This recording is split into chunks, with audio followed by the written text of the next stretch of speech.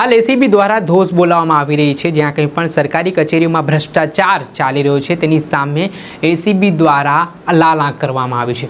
ત્યારે હવે એસીબીને ટ્રેપમાં સુરતના અઠવા લાઇન્સ પોલીસ સ્ટેશન હદ વિસ્તારમાં પોલીસ ચોકીના પોલીસ સબ ઇન્સ્પેક્ટર લાંચ લેતા રંગે હાથ ઝડપાયા છે। તેના જ કારણે અનેક પ્રકારની ચર્ચાઓ વેગવાન બની છે। ત્યારે શું સમગ્ર ઘટના છે, કેવી રીતે એસીબીએ છટકું ગોઠવ્યું હતું, વાત કરીશું આ વિડીયોમાં। હાલ સરકારી કચેરીઓમાં અવારનવાર ભ્રષ્ટાચારના આરોપો સામે આવતા હોય છે। કેટલાક સરકારી અધિકારીઓ અને કર્મચારીઓ દ્વારા વધુ પૈસા કમાવાની લાલચમાં મલાઈ ખાવાની ટેવમાં તેઓ દ્વારા સીધો ભ્રષ્ટાચાર આચરવામાં આવતો હોય છે। જો કે આ મામલાને લઈને છેલ્લા ઘણા સમયથી એન્ટી કરપ્શન બ્યુરો સક્રિય જોવા મળી રહી છે અને આવા જે સિસ્ટમમાં રહેલા કેટલાક ભ્રષ્ટ અધિકારી અને કર્મચારીઓ છે તેમને જેલના સળિયા પાછળ ધકેલવા સાથે તેમની શાન ઠેકાણે લાવવા માટે કામગીરી કરવામાં આવી રહી છે। તેવી જ રીતે હવે સુરતમાંથી પોલીસ સબ ઇન્સ્પેક્ટર લાંચ લેતા રંગે હાથ ઝડપાયા છે। ઘટનાના જે ફરિયાદી છે તે બનાસકાંઠાના રહેવાસી છે।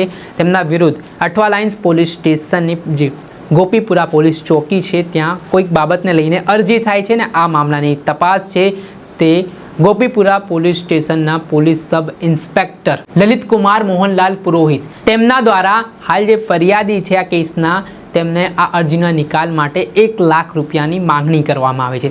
જો કે આ બાબતને લઈને ફરિયાદી પૈસા આપવા ઈચ્છતા નહોતા અને તેમણે આ બાબતે બનાસકાંઠા એસીબીની ટીમને સંપર્ક કર્યો હતો, જેમાં બનાસકાંઠાની એસીબીની ટીમે સુરતમાં જઈને જે ગોપીપુરા પોલીસ સ્ટેશનના સબ ઇન્સ્પેક્ટર છે તેઓ જે પૈસા લાંચની રકમ સ્વીકારે ત્યારે છટકું ગોઠવીને એસીબીએ રંગે હાથ ઝડપી પાડ્યો હતો અને આ પ્રકારની ઘટનાના કારણે અનેક પ્રકારની ચર્ચાઓ વેગવાન બની છે।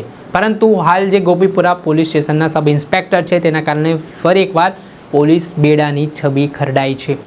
ગત રોજ બનાસકાંઠા એસીબીમાં ફરિયાદ મળેલી કે અઠવા પોલીસ સ્ટેશનની અંદર એસીબીના અમારા ફરિયાદીને વિરુદ્ધમાં એક અરજી હોય, જે અરજીના કામે લલિત પુરોહિત નામના પીએસઆઈ અઠવા પોલીસ સ્ટેશનમાં ફરજ બજાવે છે, જેઓ એનું ઇન્વેસ્ટિગેશન કરી રહેલા હતા અને એ અરજીના કામે ફરિયાદી વિરુદ્ધમાં ગુનો રજીસ્ટર નહીં કરવાના આવેજ પેટે પ્રથમ 3 લાખ રૂપિયાની માગણી કરેલી અને રકઝકના અંતે 1 લાખ રૂપિયામાં નક્કી થયેલું, જે 1 લાખ રૂપિયા લેતા આ લલિત પુરોહિત પીએસઆઈ નાઓની અટકાયત કરવામાં આવેલી છે અને તેઓ વિરુદ્ધ આગળની કાર્યવાહી હાથ ધરવામાં આવેલી છે।